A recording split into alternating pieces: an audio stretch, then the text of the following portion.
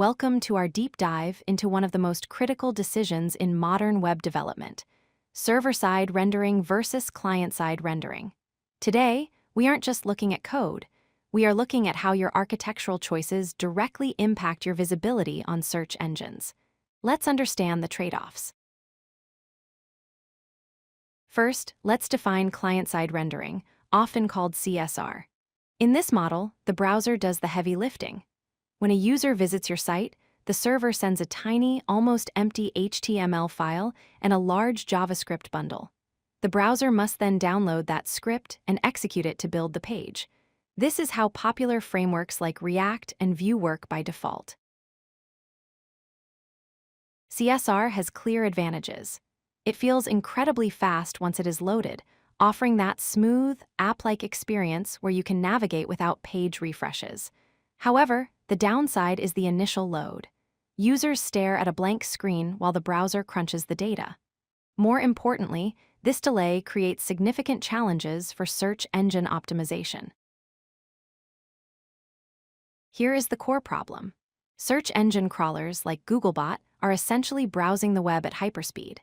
When they hit a client-side rendered page, they might see that empty HTML shell we mentioned earlier.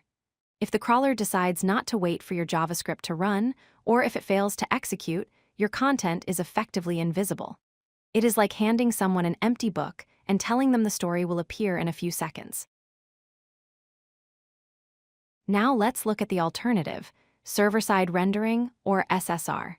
In this approach, the server does the work. Before the response even leaves the server, the HTML is fully constructed with all your text and images. The browser receives a complete page that is ready to be displayed instantly. The biggest benefit of SSR is visibility. Because the content is there from byte one, search engines can index it perfectly. Users also see the content faster. The downsides: it puts more strain on your server since it has to build every page on demand, and navigating between pages usually requires a full refresh, which can feel less modern than a client-side app. For SEO, server-side rendering is the gold standard. When a bot crawls your site, it finds all the meta tags, titles, and descriptions immediately. This ensures your content is indexed accurately and quickly.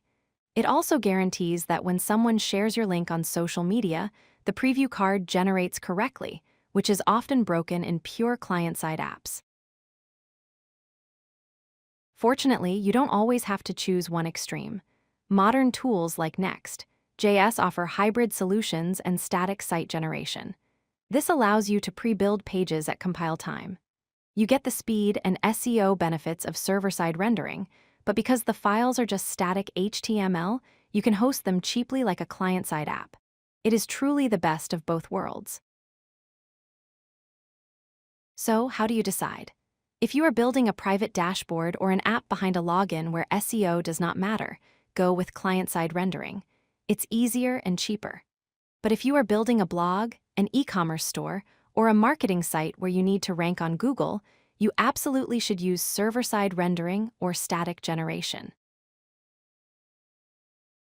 To wrap up, there is no single right answer, but understanding your SEO goals is the key to choosing your architecture.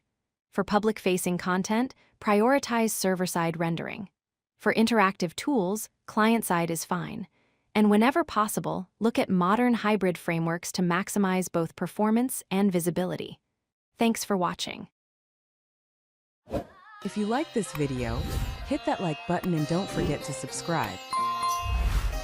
Visit codelucky.com for more such useful content.